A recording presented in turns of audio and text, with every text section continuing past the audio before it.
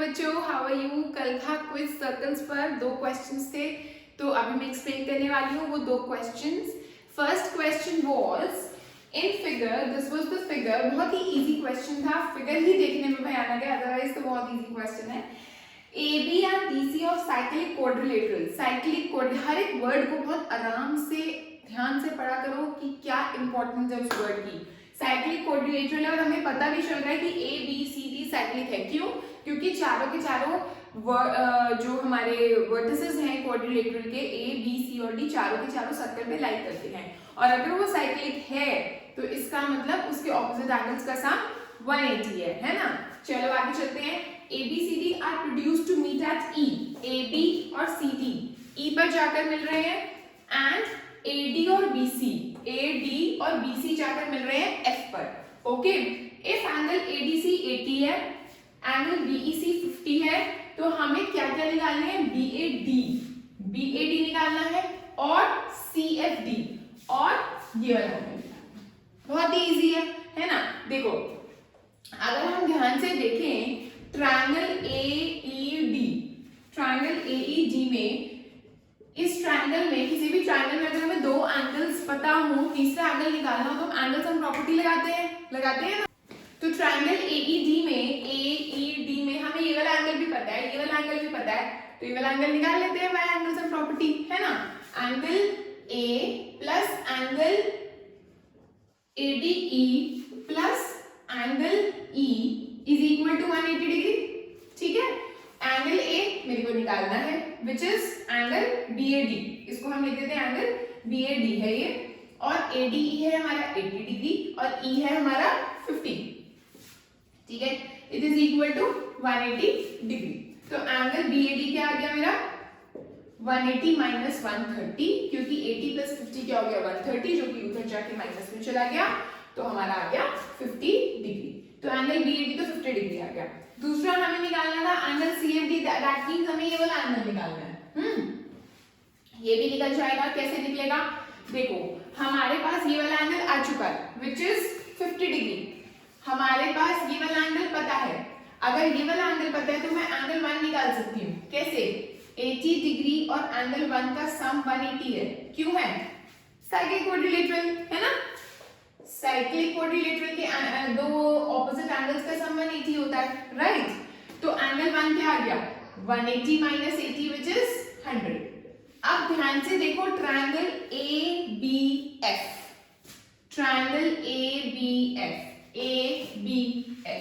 ABF में हमें 50 पता है, हमें ये पता है, हम F निकाल सकते हैं ना, है ना।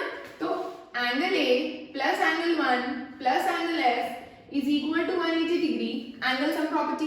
ओके, एंगल A हम निकाल चुके हैं विच इज 50 डिग्री, एंगल 1 हम निकाल चुके हैं which is 100 degree, angle F पता चल गया, right. This is 150, angle F क्या आ जाएगा? 180 माइनस 150 विच इज 30 डिग्री। ठीक है बच्चों, 2 एंगल्स निकालने थे, पहला आंसर था 50 डिग्री, दूसरा आंसर था 30 डिग्री। ओके, चलिए नेक्स्ट क्वेश्चन पर। चलो बच्चों next question, OS is perpendicular to the chord PQ। OS जो है हमारा परपेंडिकुलर है, हमें दिखाई दे रहा है, ठीक है। इफ अच्छा सेंटर O है, ये बताया उन्होंने। QR जो है वो डायमीटर है, QR हमारा डायमीटर है because it is passing through the centre of the circle. And we have to find a relation between PR and QS, कि मतलब PR और QS के बीच में क्या रिलेशन है। PR और QS कहाँ पर है हमारे? PR ये रहा और QS हमारा ये रहा। PR और OS के बीच में हमें रिलेशन निकालना है। अब बच्चों रिलेशन का मतलब क्या होता है? जैसे अगर छोटे बच्चों को हम ये सिखाते थे what is the relation between radius and diameter, तो क्या सिखाते थे कि diameter is twice of radius, ऐसे बोलते थे ना। So this is what, this is a relationship between diameter and radius, कि डायमीटर जो होता है वो ट्वाइस ऑफ रेडियस होता है, या फिर radius is half of diameter. कुछ भी हो सकता है रिलेशन, थ्राइस का भी हो सकता है, 4 टाइम्स का भी हो सकता है, ठीक है। तो this is a relation, this is called a relation, मतलब मैं रिलेशन के बारे में बता रही हूँ, ठीक है। तो इसी तरह से हमें PR और OS के बारे में बीच में रिलेशन बताना है। ओके, तो बच्चों देखो हमने मिड पॉइंट थ्योरम करी है। क्या था mid point theorem? Mid point theorem ये थी कि ट्राइंगल में यहाँ भी एक मिड पॉइंट है, यहाँ भी एक मिड पॉइंट है, और ये हमारा ट्राइंगल है एबीसी। पी भी मिड पॉइंट है, क्यू भी मिड पॉइंट है, तो हम बोलते थे कि जो पी क्यू है वो पैरेलल भी हो जाएगा बीसी के, और पी क्यू जो होगा वो हाफ ऑफ बीसी के हो जाएगा। पी क्यू बीसी के पैरेलल भी है, पी क्यू बीसी के हाफ भी है, but P Q parallel to BC है, ये हमारा रिलेशन नहीं हुआ। हमें जो जिस तरह का रिलेशन चाहिए वो हमें ऐसा कुछ रिलेशन चाहिए होता है, या थ्राइस या 4 टाइम्स या ट्वाइस, इस तरह से, ठीक है। अब अगर मैं ट्राइंगल कंसीडर करूं पी क्यू आर, अगर मैं ट्राइंगल कंसीडर करूं पी क्यू आर, यहाँ पर कोई मिड पॉइंट दिखाई दे रहा है आपको? बताओ, यहाँ पर मिड पॉइंट दे रखा था हमें? यहाँ पर नहीं दे रखा, लेकिन हमें इतना पता है कि अगर क्यू आर एक डायमीटर है और ओ सेंटर है, तो ओ आर और ओ क्यू रेडियस है, और अगर ओ आर और ओ क्यू रेडियस है तो वो तो दोनों इक्वल होंगे, क्योंकि रेडियस तो सेम सर्कल के इक्वल ही होते हैं। तो इसका मतलब this side is equal to this side, ठीक है। ओ आर जो है it is equal to O Q, क्यों? रेडियाई ऑफ सेम सर्कल, ठीक है। अच्छा, एक और चीज हमने सर्कल्स में पढ़ी कि अगर ये सर्कल है, ये एक कॉर्ड है और ये हमारा सेंटर है, सेंटर से कॉर्ड के ऊपर अगर हम परपेंडिकुलर ड्रॉ करते हैं तो वो बाइसेक्ट करता है कॉर्ड को, करता है ना? The perpendicular drawn from the centre of the circle to the chord bisects the chord. यहाँ पर हमने O से परपेंडिकुलर ड्रॉ किया है PQ के ऊपर, विच इज OS। हमने नहीं किया, it is given actually. OS is perpendicular to PQ, है ना? OS जो है इन ट्राइंगल मत लिखो, ऐसे लिखो कि हमारा OS जो है it is perpendicular to PQ, क्यों है? गिवन है। एंड वी नो कि perpendicular drawn from the center of the circle to the chord bisects the chord, bisects it, ठीक है। तो इसका मतलब जो PS है वो SQ के इक्वल हो गया, राइट? तो ट्रायंगल PQR में हमारा OR और OQ इक्वल है, PS और SQ इक्वल है, ठीक है।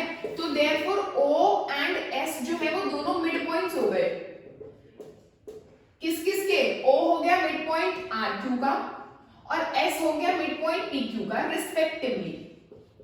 रिस्पेक्टिवली का मतलब तो सब बच्चे समझते हैं ना कि O जो है वो RQ का मिड पॉइंट है, S जो है वो PQ का मिड पॉइंट है। तो therefore by MPT, therefore by mid point theorem, जो SO होगा वो हाफ ऑफ PR हो जाएगा और हमारा क्वेश्चन हो जाएगा। SO जो होगा वो हाफ ऑफ PR हो जाएगा। यही तो बताया अभी मैंने, क्या बताया कि इस ट्रायंगल में अगर यहाँ पर और यहाँ पर ये दोनों मिड पॉइंट्स हैं तो इसका मतलब this is half of this line. ये दोनों अगर मिड पॉइंट्स है तो this is half of this, ठीक है ना? तो इसी तरह से SO is half of PR। Okay, so this was the explanation of yesterday's questions. Okay, this question is very very important. ये सब्जेक्टिव टाइप में आ सकता है आपका क्वेश्चन। सब्जेक्टिव मतलब कि आपको ये पूरा एक्सप्लेन करना होगा आपको ये सब कुछ, ठीक है। ये एमसीक्यू में नहीं आएगा, ये सब्जेक्टिव में ही आएगा। ओके, तो चलो 7 बजे आपको आज क्विज मिल जाएगा। ओके, एंड जो आज का क्विज होगा बहुत इजी है, 2 क्वेश्चन होंगे नंबर सिस्टम के, ठीक है। Okay, bye, thank you.